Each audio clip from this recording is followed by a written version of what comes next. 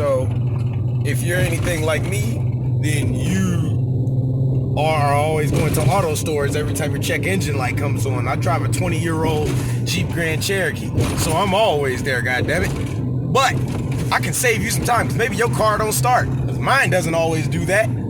But you can check your own check engine light, and I'm about to show you how. 3 clicks in the ignition. Forward. 1, 2, 3. P0300.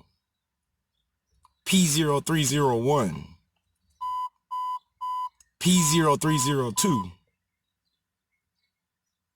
P0304. P0171. P0700. Should be done. And bam! That's it. That's my car. Voila.